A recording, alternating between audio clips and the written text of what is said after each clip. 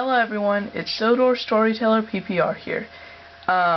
Today I've got another review for you. If you saw my Arthur review, then you know that near where I live there's a store. It's a retail store that still has some older Thomas Wooden Railway items for sale. This is one of them, the Cargo Drop Station. This was going to be a live unboxing, but I got greedy and went ahead and opened it to see where I could incorporate it on my layout. But I still am going to review it. To start, let's go ahead and look at the pamphlet that was included. This is my second 2004 pamphlet. I won't spend a lot of time, just say some of the things that were included in this pamphlet. Character-wise, it looks like the newer Annie and Clarabelle were first available that year. So were Murdoch, Emily, Spencer, and the Fog Cars. Actually, this may be different than the version I have from 2004, because I think the one I had from 2004 before had all the cars and rolling stock separate. I may be wrong about that, but I think so. And then there's other characters like Boko, and then there's these limited edition trains that I thought were really neat. I'm going to try and get some of those. Then the multi-car packs. I really want the Stepney with museum cars and the Ivanhoe with zoo cars. I always thought those were neat. Buildings and destinations. There's this one on here. It's really obscure. I think it's this carousel. I want it so bad. Then the sights and sounds destinations. There's the deluxe roundhouse. That's actually another one of the items that are at that store. I may end up getting it to replace the non-Thomas Wooden Railway roundhouse I have. And then there's bridges and tunnels and roadway adventures. They really tried to cash in on the roadway adventures about 10 years ago. Actually, now about a little longer than that, but it didn't work. Then there's all this track, battery-powered, useful extras. I thought that was an interesting section. I always have. We got sets here. Got some really cool, iconic sets. There's the Down by the Dock set. I want that because it comes with one of the lorries, Bulstrode, and a Sodor Bay Bridge and Cranky. All characters I don't all items I don't have, I should say. Then there's just some other sets. The Mountain Tunnel set I didn't realize was available all the way until 2004, and then there were expansion packs. So, that's it for the pamphlet.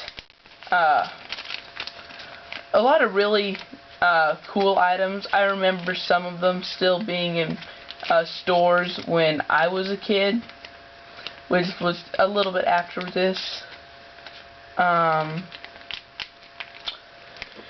Then the packaging, the Cargo Drop Station. Let me go ahead and close this side if I can. No, the cardboard is being stubborn. It's got some, it's very simple, it's just grass, and then it's got Duncan pulling up.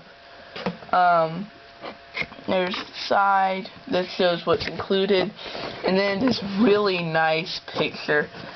It's simple, but it's just so nostalgic. They still had pictures like these when I was a kid, and they're just so great. They've got some trees, Sir Topham Hatt and James in the background, and I mean, it doesn't seem like a lot, but it's just really neat. And then over here it says, add the cargo drop to this set, Harold's Mail Delivery.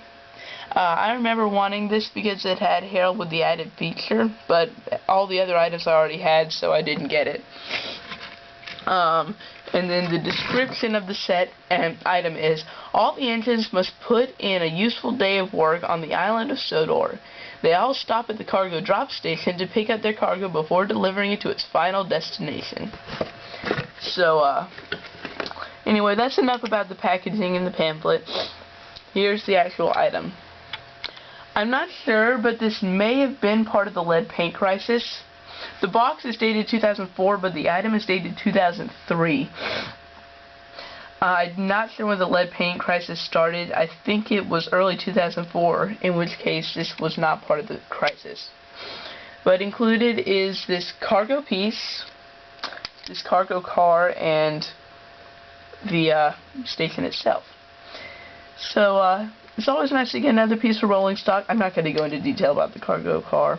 Cargo piece is pretty straightforward too. But then the idea is that the cargo piece is right here, and the crane comes and picks it up, and you press down and it drops in. Thing is, you have to have it lined up exactly to get it in correctly. But I don't mind that so much. Of course, this whole crane is plastic, and so is the cargo car main body. But the rest is wood. I think it's pretty high quality material. When I saw this in stores, I thought that you would press this and that would release it. I didn't think you would press down, but you do. Moving on to the artwork, there's not a lot of artwork on this thing, but it says Sodor Cargo Drop on that sign there. There's a door on the back. It's got some windows, and then on the side it's got some windows. It's very simple, but it just works somehow. And that's what a lot of these older Thomas Wooden Railway items did. They were simple, but they worked. Now, when I first was going to get this item, I really didn't think I was going to like it a lot, but it's really grown on me since I opened it up. I'm really glad that I got it. But anyway, so all I considered, I probably give this A- just because it didn't incorporate a whole lot of plastic. I think this could have been plastic, this beam here. Maybe a little bit of this arm. I mean wood. I think it could have been wood. But overall, it's a nice item. I would recommend it if you could get it for under $25. The box says I would pay $26.95 for it, but I think I paid around $22 because it was so old. Anyway, thanks for watching, and I'll see you in another video.